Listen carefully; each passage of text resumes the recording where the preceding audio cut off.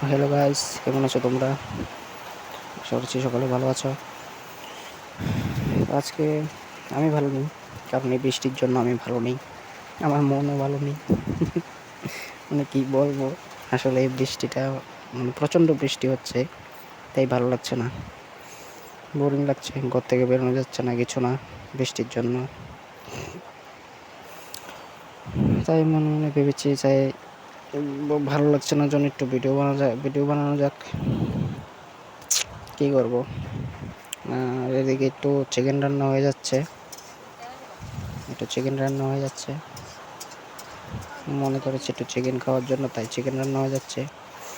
আর এদিকে তো বৃষ্টি, কিছু কি আর বলবো,